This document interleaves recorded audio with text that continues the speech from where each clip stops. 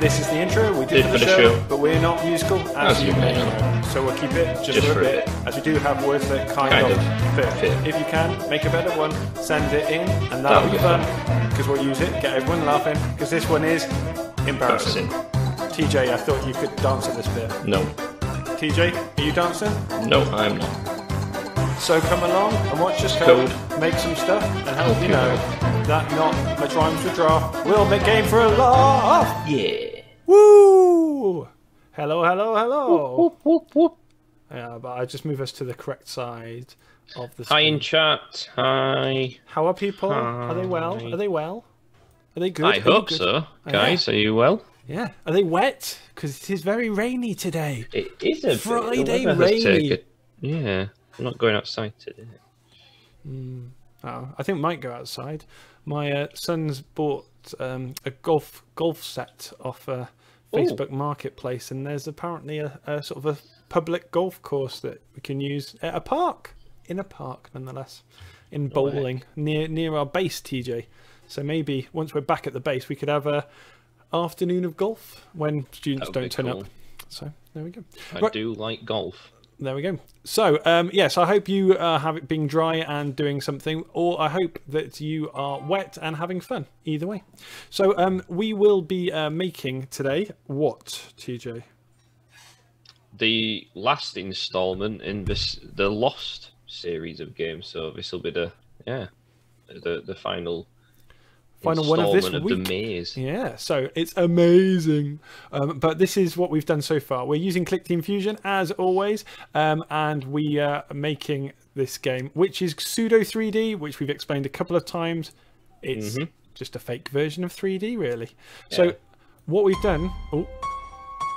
Got the music working, ladies and gentlemen. If you watched at the end of the last video, you may have noticed that I set channel 100 to volume 0 rather than setting channel 1 to volume 100. So I fixed that. And so we've got the music happening in the background, quite loudly in the background. Let me just see if I can load up my mixer and open the sound mixer. Yeah, in Windows. Look, Windows has got this like sound mixery thing, and I can change the volume down individually of different things. So there we go. But yeah, I guess the easiest way of describing 3D and pseudo 3D is that a 3D game is actually created in 3D, as in there is a program where the objects are made in 3 dimensions. But with pseudo 3D, it is rendered to look like it is 3-dimensional. So it's actually, you know, when you look at a picture and it looks 3D but it's 2D, it's more like that. It's more like an illusion, and pseudo 3D is basically a lie. Yeah, it is a lie. But you said rendered. What does rendered mean, TJ? So there's rendering videos, which is when it's done in a program to compile it all together. But when you're TJ, compile. Oh no. Okay, so compiling, when you're bringing many things together. Yeah, bringing many things in together, and the rendering different assets is making the final thing look better, look different. You have rendering on a house, like you might have sort of like stones stuck to the side of a house. That's called rendering. It changes the final look of something, and in rendering in games, really important because it adds shadows, the material it's made out of. Yes, lighting effects, transparency, reflections, shininess, and glossiness, and stuff, and all those kind of things. And so it's really important, and that's why sort of like the PS5 is like people are, oh wow, look at the graphics, look at the rendering. So it can do lots of rendering at once. We've got these little sensors in front of us. So this music is really bugging me at the moment, actually. I'm just going to... The music apparently is on point, according to chat. Ah, boom. Well, it's your choice, ladies and gentlemen. You chose that music. We've got some sensors. So shoved on, we've got this super front sensor, or front 2 as it's called, then front, left, and left 2, right and right 2. And we're using that for the rendering pictures. And I've already added it all in because I got so excited last session on Wednesday, I keep on doing that, that I decided that I was going to do a bit of testing out. So what I've got here is that's what the 2D world looks like. And TJ was saying that 3D is actually made in 3D, and we know this isn't actually 3D because we've only got X and Y coordinates. We've only got 2 dimensions, the X, the left and right, and the Y, the up and down. So that's the 2 dimensions. 1 dimension would just be a length of line. 2 dimensions, you've got height and length. But 3 dimension, you've got height and length, or width, as you might want to call it, and depth, so you can get closer and further away. And that's what we faked, because what I've got is I've got in my hidden layer, which layers are so useful for this. Layers are just a picture on top of a picture. You use it in Photoshop, you use it on Onions. In Onions, yeah, Onions have layers. In Shrek has layers. So you use it to place things on layers. So this is the other layer that's placed on top. So all of my drawings I've placed on top, and I've also got this one here which I just need to set back to 0. Okay, so I've got 3 levels. I've got what's close to us, which is going to be the view of the room. Now there's only really 2 views you can have. You can either have a view where it's just a door, which looks like that. There we go. And that's the fake pseudo-ness of it, the angles. Let me move it where you can see it.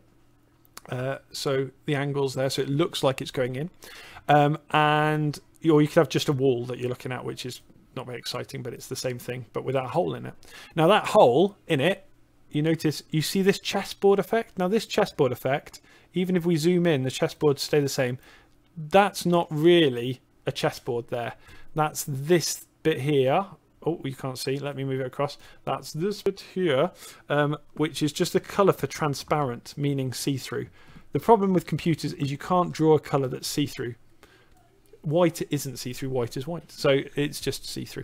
And so they represent it with this checkerboard or chessboard effect. And if you really don't like that, you can go into the settings and you can change the checkerboard properties to some different colours. So say if you're drawing something that's white and grey, it's really hard to see what you're drawing with the checkerboard everywhere. So you can set it to something more hideous, and then it'll update it. Something crazy. Quite. It looks like a world of. Looks like a world in Sonic, doesn't it? Do do do do do do do do do do do do do ding ding. It is. Ding ding. I've just made the bonus level in Sonic. There we go. It's from Sonic and Knuckles bonus levels. It is. It is. There we go. And I did the music too. And the thing with that, you have to collect the blue spheres and avoid the red ones. And that was a pseudo 3D game, so it all ties in together, because they were just sprites that got closer to you to make you think you're moving, but they're just not. So I've done all that, and what I've done, it's a really simple set of rules, but I had to do it. Well, I say it's simple. I had to do it lots of times. So I say that if this front sensor that's furthest away, front 2, if oh wait a minute, here we go. If the front sensor is on top of one of the black blocks, front sensor 2, then that's you're looking at a wall. And if it's not looking on a black block, then that's a door. So I changed the animate. Oh, wait a minute, I can't even see. Just keep on getting in the way of things. Okay, so let's see that again. So if you're looking at if your front sensor is on top of a block, that is a wall. If it's not on a block, it's a door. And the same for if the front sensor, the one that's not so far away, front 1 rather than front 2, then change this one to be oh no, that's moving. Here we go. This one, yeah, there we go. A wall or a door. There we go. A wall or a door. And I've had to add in some different things to count the number of frames to know when an animation's finished. What are animation frames, TJ? So an animation is broken down into frames, and a frame is essentially a page in a flip book. So they used to have animations where you would flip through a flip book and each one would have a different version of the asset, so the character would move slightly on each frame, so when you put them all together or compile them, it would actually look like it's moving. So it's it's a different stage in the animation. There we go. And this is the animation from going from turning left from one door to one door. There we go. And playing that animation backwards. Very smooth. It's very nice. It's playing out 50 frames a second there, so not full 60 that gamers like, but still very nice. And so yeah, that it's just the reverse of the other one. But I didn't. I could have saved memory. I could have saved the computer's hard disk, the memory, the space that it takes up on the computer, because door to door, when you're turning to your left, that's just the opposite of when you're turning to your right. And so, quite frankly, I could have just used the same animation and played it in reverse. But because Collecting Fusion doesn't have an inbuilt play in reverse function, I didn't bother. So you've got multiple animations taking up space. Right, so theoretically, TJ, we've got the music that changes when we get closer. We did that rule last week, just at the very end, that we're constantly measuring our distance from the end point. Here we go. Always set the distance of the player to endpoint to be its distance to end variable, which is just a number stored inside. So always it's calculating how far away it is. And then what we do is we use that further on music. That if you're less than 210, then it sets channel 4, and then this one that I fixed was the channel number 1 to 100. Now it just jerks to the next track, and we'll see how that sounds. We'll run the application, and we should be able to see things now. So we will be able to, might be able to see through the 3D. Oh, there you go. Look, I've broken it already. Can't see any of it. Let me have a quick look.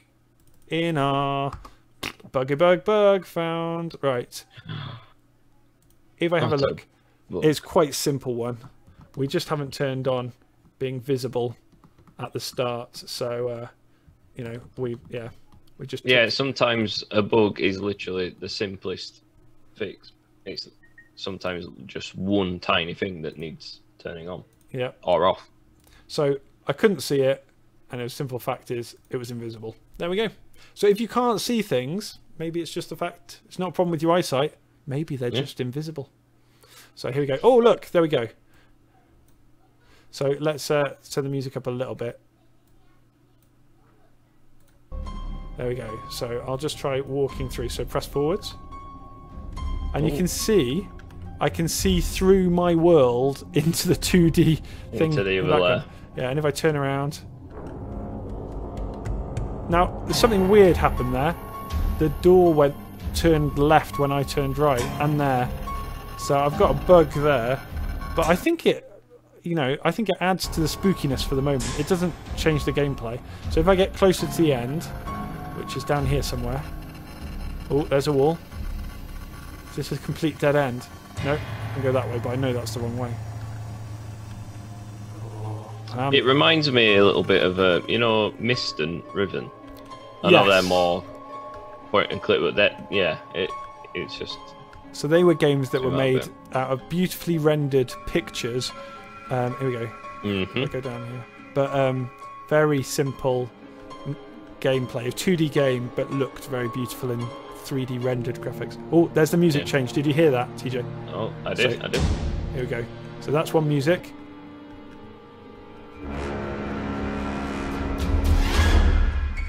Oh. Gonna try and get closer. And it can. The other thing to remember about music is how it can change how you feel in a game. So when the music changes, it's meant to have an effect on how you feel as a player. Yeah. So this is us not being close, and then that's us being nice and close. Boom, boom. Right. So to get rid of that, the fact that we can see all this happening, we're going to just place a background object, just an object that doesn't really do anything, behind our pictures, just something black, so we can't see. So I'm just going to insert new object and a black backdrop. So you can see it's got a 2 and then a number 1 there. Now that's saying that this is the 1, it means it's the first backdrop object, and the 2 is layer 2. So it just helps me tell, if I click on something here, this is the 116th object of layer 1. So you can, if you can't see something, you might put it on the wrong layer. So this is on layer 2, that's what I want. I don't actually want a backdrop object. I want a quick backdrop object. And there's a small difference in the quick backdrop object.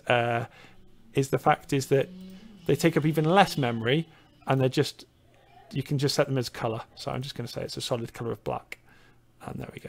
And I will then stretch that out, or I'll even type in the numbers. We are 960 wide by 480. Is that what we are? We'll see. by 480. Maybe 640 actually. 640. Nope, 480. 480. There we go.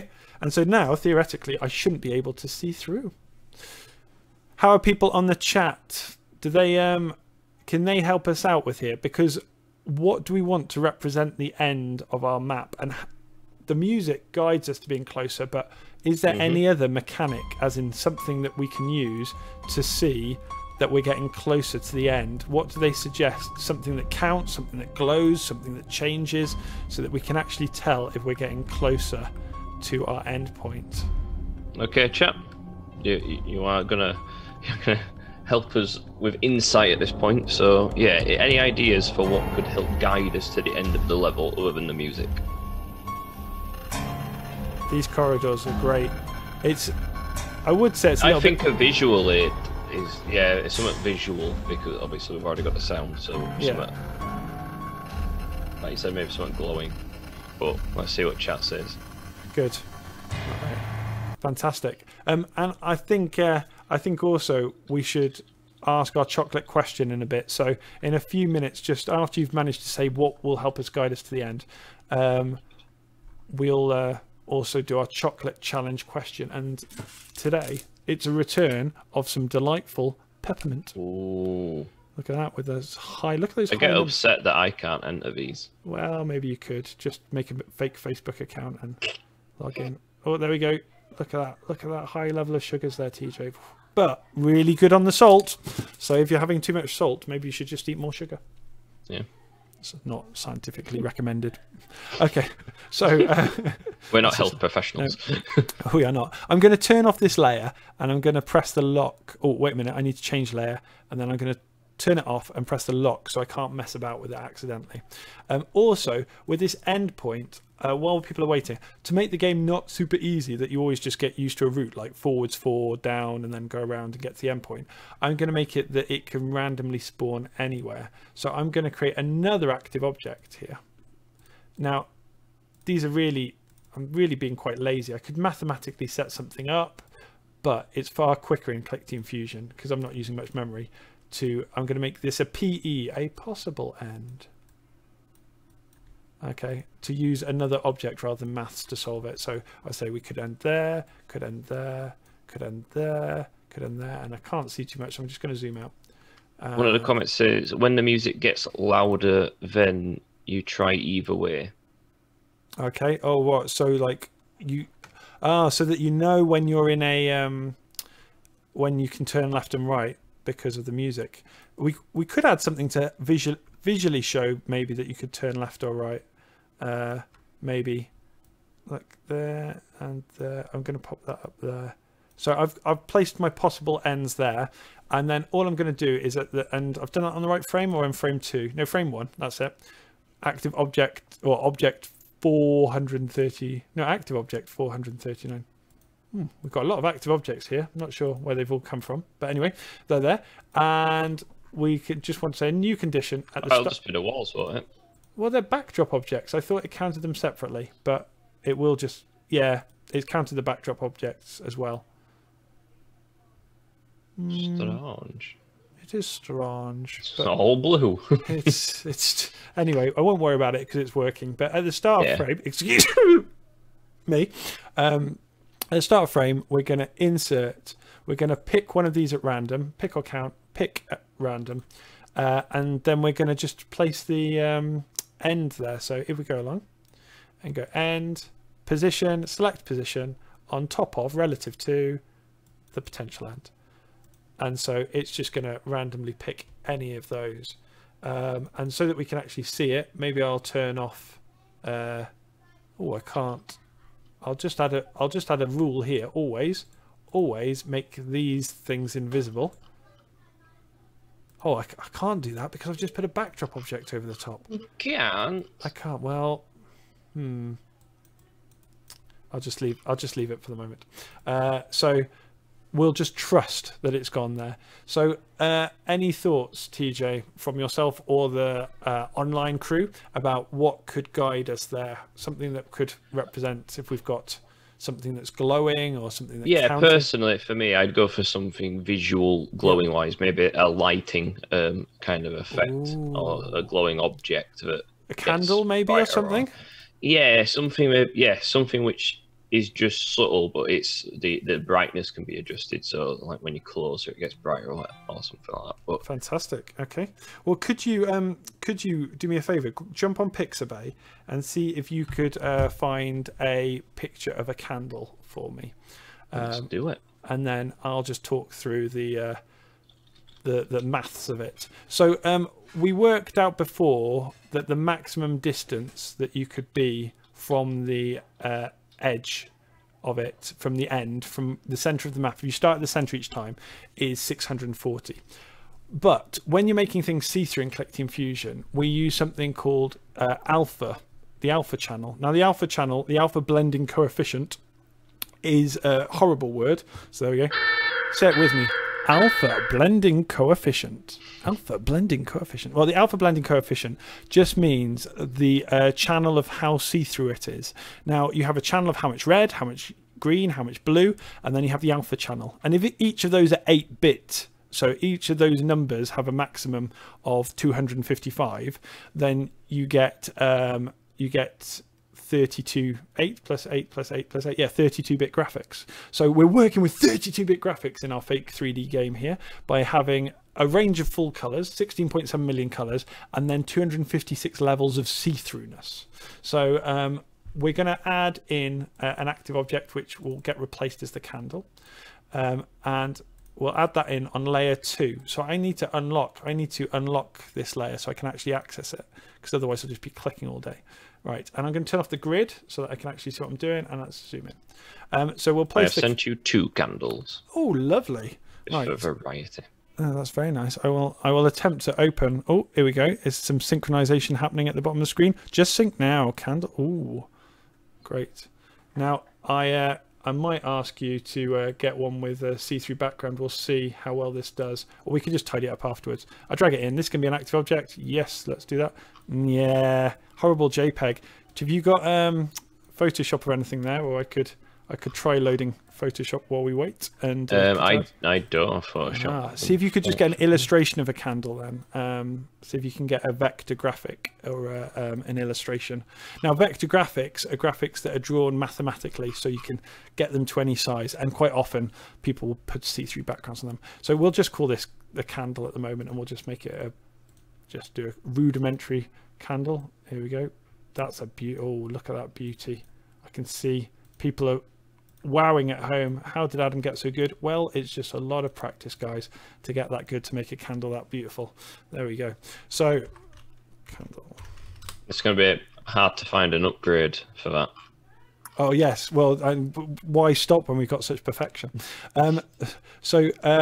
I'll call this candle, and we'll call it candle flame because we'll get it to fade out. So like I said, we have, let's get the calculator broke it last time. So just imagine these numbers written on screen. 640 is the maximum it can be away, but 255 is the maximum that we can have for things being see-through. So what we want to do is we want to always, cheers TJ, have you just managed to find something else, or is that the same? I did, yeah, I've sent it. Yeah, great. Thank you very much. I just seen it appear. Let's pop this in. Yep. There we go. Fantastic, TJ. Thank you very much. You've saved my ugliness. I'm just going to crop to fit, which means that it'll move the sides in. Oops. Or maybe not. Maybe it's not going to crop to fit. No, we'll just have to have it big. And I'm just going to click once. Oh, Collecting Fusion is annoying about resizing. Click again with a gap in between. There we go. There we go. Right. There's my candle. And it doesn't matter if it goes off screen. Oh, it's got a... Oh, TJ, you spoil me. I've got a little holder for it and everything. I know. Wow. I thought, what will the person carry it be doing? So I'm going to clone this object to make another version of it just for the flame. So flame. There we go. Right. Now what I'm going to do is I'm then going to attempt to take it out and get rid of everything but keep the flame. So check out my mad Photoshop skills here. Boom, there we go. Right. And then on this one, I'm going to do the opposite. Take out the, take it out and get rid of this flame bit. Or I probably need to get rid of the similar bit. This could go horribly wrong. And this is why people don't use Click Team Fusion for lots of artwork. Coming from the chat, they think it's a good idea. Oh, well, the candle. Great. Okay. Yeah. I've just realised I made a mistake with it though. We'll fix it we'll fix it afterwards. But anyway, it'll be fine. It'll be fine. Oh, in fact, I can just draw it. I can use my great artistic skills. This is 3 years at uni studying computer artwork here. Here we go. Check this out. People would never know. There we go. It's happened. There we go. Beautiful. You okay, TJ? I'm fine. Good. Good. I just thought you said I don't know what's happened, but anyway. So we're going to always. Oh no, I meant you can't tell. Oh yeah, good, good. Well, your acting ability is so high, TJ, that I could. Okay. I just thought that you actually. So we're always going to set this, right? This is the maths of it. We're always going to set this. We're going to set the effect. We're going to set the alpha blending coefficient. Although you can't see it, let me make this really clear for you guys, because this is what's making everything look nice. The alpha blending coefficient. Say it with me. Alpha blending coefficient. Okay, we're going to set that. It's a maximum of 255. Maximum of 255. That's when you're furthest away. So we're going to times that by the percentage of how far away you are from the end. So there we go. So to get a percentage, you have your number divided by the maximum it can be. So we're divided by 640. Now, Click Team Fusion is super annoying when it comes to things called floating numbers.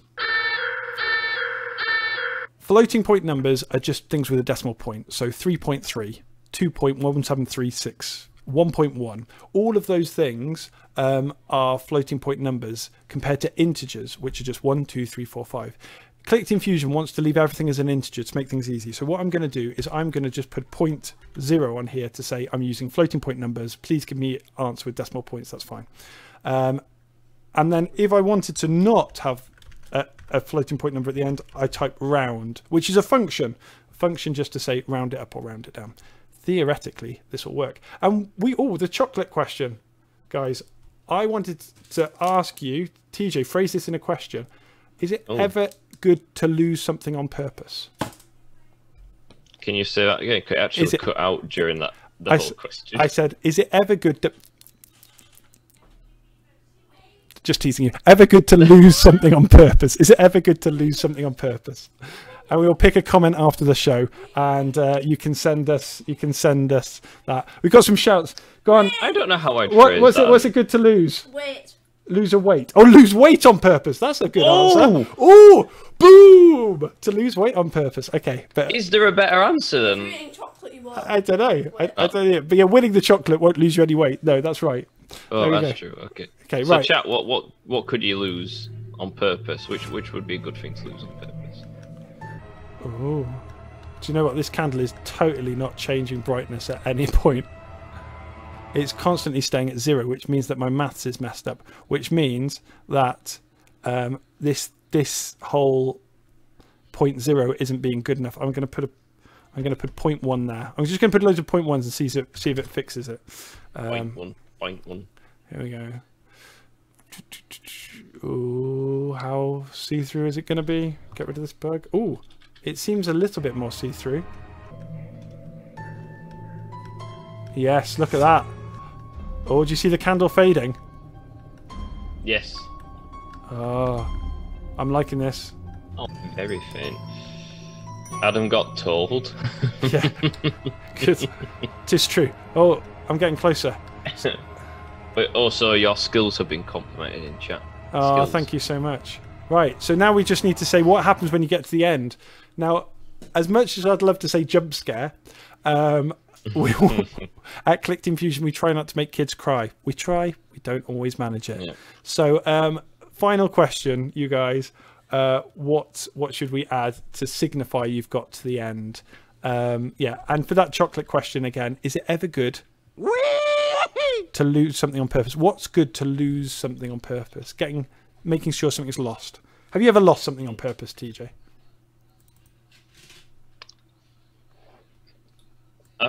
This is going to sound really bad, but I was at an event and there was someone there I just really didn't want to talk to, and I managed to lose them in the mingling. Yep, classic. Lose people in the crowd. Yeah, Yeah, I once phoned in for a radio show thing, but like I was really nervous and kept on stuttering and just like it was really embarrassing, and they couldn't really understand what I was saying, and I recorded it, but I lost the recording, so I didn't have to remember it because it was just an awkward memory of a 10-year-old me. So, as most of my memories of 10-year-old me are. So, new condition. If this collides with the end, we've reached the end. So, at the moment, we're just going to end the application. But any news on the chat about what we could have when you get to the end? No, not yet. Chat, so what can we have right at the end to show us that we've reached the end of the maze? What could show us the end? Yeah, so we'll add that in. We'll pick out of the best of the chat to add that in. We'll upload this to iGamers.io, but this is the end of the half hour. We'll upload all of the code. If you want to load up our game in the free version of Clickteam Fusion and edit it and make your own things, all you need to do is I'll upload it with this layer turned off so that unlocked. You can just change the maze around to make your own mazes and play them yourself and make your own little... Losing homework. Oh, on purpose? Yeah, like, so depending on what it is you've lost is the answer to the question. So if it's like homework or wait, but yeah, I was going to say homework. So you don't have to do it rather than so you get in trouble. That's not an aim to get in trouble. That's just so you don't have to do it. Okay, right. Okay, TJ, any wise words from you, my bearded friend? I think I'm all out of wisdom today, but that's it. Try not to get lost and try not to weather. And if you are lost, it cut out then. Carrier can. Oh, is it gone? No. It's all right. Try not to get lost in bad weather. Was it? Just try not to get lost and don't go out. The weather is bad. And if you do, it cut out again. But that's wise words there, TJ. We'll have to go. Take care. Just remember that message. If you do. This is the intro. We did for the show, but we're not musical, as you may know. So we'll keep it just for a bit, as we do have words that kind of fit. If you can, make a better one, send it in, and that'll be fun, because we'll use it, get everyone laughing, because this one is embarrassing. TJ, I thought you could dance at this bit. No. TJ, are you dancing? No, I am not. So come along and watch us code, make some stuff, and help you know that not much rhymes with draft will make game for a laugh.